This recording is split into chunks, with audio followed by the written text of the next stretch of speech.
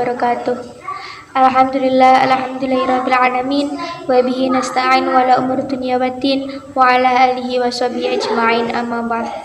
Yang terhormat Bapak dosen Bapak Sunarto Fadlan selaku dosen pengampu mata kuliah metode dakwah, dan tak lupa kepada teman-teman PAIG yang saya cintai. Langsung saja kami dari kelompok 3 akan mempresentasikan makalah kami dalam video ini yang berjudul Metode Dakwah Rasulullah di Makkah. Nah, pada poin pertama ini adalah tentang metode dakwah Rasulullah kepada kerabat terdekatnya. Diturunkan wahyu kepada Rasulullah, yaitu firman Allah dalam surat Asy-Syura ayat 214 yang berbunyi Bismillahirrahmanirrahim wa anzir ashiratakal aqrabin, yang artinya dan berilah peringatan kepada kerabatmu terdekat. Diturunkannya wahyu tersebut menandakan Rasulullah diperintahkan untuk memberi peringatan atau berdakwah kepada keluarganya terdekat. Nah, pada suatu saat Rasulullah mengundang makan seluruh kerabat terdekatnya termasuk Abu Lahab di rumahnya sendiri. Pada saat itu Rasulullah bermaksud untuk memberi peringatan atau berdakwah tentang agama Islam pada keluarga terdekatnya. Tetapi pada saat itu Abu Lahab menentangnya dan mengatakan bahwa Nabi Muhammad adalah seorang yang menyeleweng. Nah, pada saat itu Rasulullah gagal untuk berdakwah kepada keluarganya. Kemudian suatu hari kemudian Rasulullah mengundang keluarganya terdekat lagi untuk jamuan makan di rumahnya. Pada jamuan makan kedua ini bibi-bibi Rasulullah memperingatkan kepada Rasulullah untuk tidak mengundang Abu Lahab, tetapi Rasulullah menentangnya untuk tetap mengundang Abu Lahab. Pada saat zaman makan,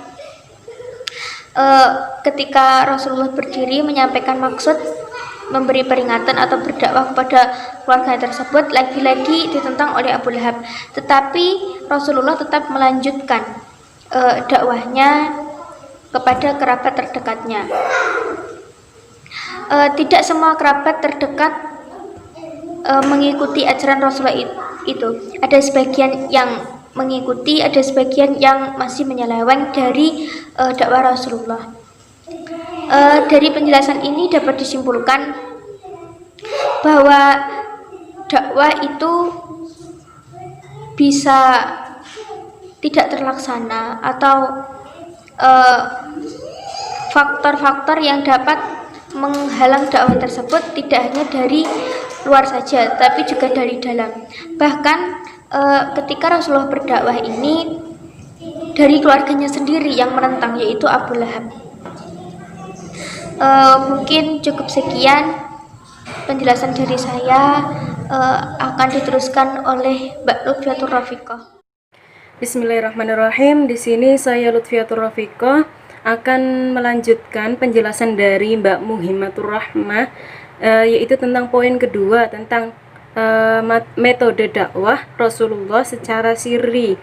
Jadi setelah turunnya ayat kum fa'anzir, yang artinya bangunlah dan berilah peringatan, di sini Rasulullah menyadari bahwa Allah mengutus beliau untuk memberikan risalah dan tanggung jawab kepada beliau serta amanat yang sangat berat, yaitu mendakwai umat manusia yang pada saat itu dalam keadaan rusak secara umumnya di muka bumi, dan secara khususnya sebagai langkah pertama beliau menggunakan metode dengan cara sembunyi-sembunyi, dikarenakan pada saat itu memang beliau itu belum mempunyai sahabat dan melihat dari kondisi masyarakat Mekah pada saat itu yang masih memegang keyakinan pada nenek moyang. Jadi beliau lebih memilih berdakwah secara sembunyi-sembunyi tersebut. Dan pada saat dakwah secara sembunyi-sembunyi ini, untuk kegiatan sholat biasanya dilakukan di celah bukit, sampai ada suatu ketika Sa'ad bin Abi Waqqas dengan dengan orang Islam lainnya itu ketahuan orang kafir melakukan sholat di selah bukit, dan hal ini menjadi pemicu pertama pertumpahan darah antara kaum muslimin dan kaum kafir Quraisy. Dalam berdakwah secara sembunyi-sembunyi ini, beliau menggunakan beberapa metode. Yang pertama yaitu metode personal, yang kedua yaitu metode pendidikan, yang ketiga yaitu metode diskusi, yang keempat yaitu metode bilhal, dan yang terakhir yaitu metode bilhikmah. Yang pertama yaitu metode personal. Jadi metode personal ini dilakukan dari pintu ke pintu, maksudnya yaitu Rasulullah mengetuk pintu masyarakat satu ke masyarakat yang lainnya dengan tujuan untuk berdakwah. Yang kedua yaitu menggunakan metode pendidikan. Biasanya Rasulullah akan memberikan materi-materi Islam kepada para sahabat dan para kaum muslimin. Di sini biasanya Rasulullah akan menggunakan Darul Arqam. Maksudnya di sini yaitu rumahnya Al-Arqam bin Abdul Arqam, yang di sini digunakan sebagai tempat beribadah sekaligus tempat menyampaikan materi setelah adanya insiden Sa'ad bin Abi Waqqas dengan orang kafir Quraisy. Dan yang ketiga yaitu metode diskusi. Metode diskusi ini diisi dengan sharing pendapat antar sesama sahabat dan tentang suatu permasalahan dan mencari solusi dari permasalahan. Keempat yaitu dengan metode bil hikmah. Di sini lebih kepada dai yang menggunakan perbuatan atau contoh dengan cara perbuatannya sendiri, bisa disebut juga dengan amal nyata, sehingga mad'u lebih mudah untuk memahami apa yang disampaikan oleh dai tersebut. Dan yang terakhir yaitu metode bil hikmah. Metode bil hikmah ini lebih kepada dai yang memahami bagaimana sifat dan kriteria mad'u sehingga dapat memilih cara yang tepat agar mad'u itu dapat menerima materi dakwah yang disampaikan oleh dai. Nah, selanjutnya akan dilanjutkan oleh Mbak Siti Raudatul Jannah. Terima kasih. Bismillahirrahmanirrahim. Melanjutkan presentasi dari Mbak Lutfiatur Rafiqah. Di sini saya akan menjelaskan tentang materi metode dakwah Rasulullah SAW secara terang-terangan di periode Mekah. Setelah dirasa mendapatkan banyak dukungan dari sanak keluarga, sahabat, dan juga tetangganya, dari hasil dakwah secara sembunyi-sembunyi, ini Rasulullah SAW memberanikan diri dakwah secara terang-terangan. Dan di muka kaum Quraisy pada tahun keempat dari kenabian, turunlah ayat yang di sini berbunyi Bismillahirrahmanirrahim. Fasda' bima tu'maru wa'arid 'anil musyrikin, di dalam surat Al-Hijr ayat 94, yang artinya maka sampaikanlah olehmu secara terang-terangan segala apa yang diperintahkan kepadamu dan perangilah dari orang-orang yang musyrik. Nah, di sini juga ada metode dakwah secara terang-terangan. Ada 3 metode. Yang pertama yaitu metode pemerintahan, yaitu dengan mendirikan negara Islam yang mana membahas tentang urusan ekonomi, hukum, sosial, dan berdasarkan dakwah Islamnya. Yang kedua yaitu dengan metode surat menyurat. Metode ini dilakukan beliau di berbagai negara seperti negara Syam, Yaman, Mesir, Romawi, dan Iran. Nah, metode ini berisi ajakan Nabi untuk menerima agama Islam yang benar. Nah, yang ketiga yaitu peperangan, yaitu metode dakwah yang terakhir setelah tidak ada jalan yang ditempuh menggunakan metode peperangan.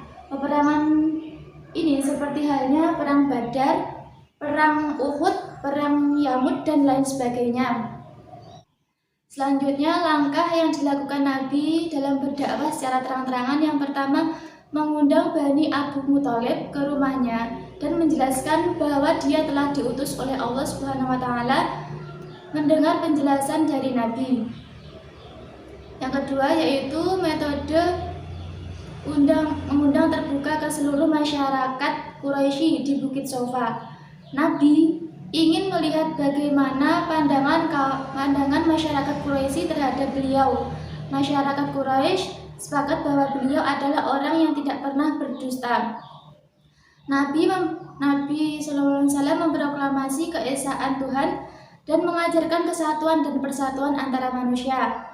Nabi mengadakan pertemuan khusus dengan orang-orang kepercayaan beliau untuk aktivitas pembacaan tilawah, ta'lim, dan pensucian atau tazkiyah di rumah Arqam bin Abdul Arqam dan merupakan sekolah Islam yang pertama. Nah, setelah dakwah secara terang-terangan, pemimpin Quraisy mulai berusaha menghalangi dakwah Rasulullah dan semakin bertambah jumlah pengikut Nabi. Nah, semakin kerasnya tantangan yang dilakukan oleh kaum Quraisy. Di sini terdapat 5 faktor yang mendorong kaum Quraisy menentang seruan Nabi SAW. Antara lain yang pertama, persaingan berbuat kekuasaan. Persaingan ini mereka mengira tunduk kepada agama Muhammad berarti tunduk kepada kekuasaan Bani Abu Muthalib. Nah, setelah suku-suku Arab bersaing untuk merebutkan kekuasaan dan pengaruh. Yang kedua, menyamak hak antara kasta bangsawan dan kasta hamba sahaya. Yang ketiga yaitu takut dibangkit. Agama Islam mengajarkan bahwa pada hari kiamat manusia akan dibangkit dari kuburnya dan bahwa semua perbuatan manusia akan dihisab. Dan yang keempat yaitu taklid kepada nenek moyang. Taklid kepada nenek moyang secara membabi buta dan mengikuti langkah-langkah mereka dalam soal peribadatan dan pergaulan, suatu kebiasaan yang berbuat berakhlak pada bangsa Arab. Dan yang terakhir yaitu perniagaan patung. Perniagaan ini adalah salah satu dari perusahaan orang pada zaman dahulu. Ia memahat patung yang menggambarkan Al-Lata, Al-Uzza, Al-Manah, dan Hubal. Patung-patung itu mereka jual kepada jamaah haji. Jadi, dalam menjalankan dakwah Rasulullah SAW tidak hanya menemukan orang-orang yang mempercayai sekaligus masuk dalam agama Islam. Nah, ada beberapa orang yang menolak dan justru menentang tentang ajaran Islam yang dibawanya.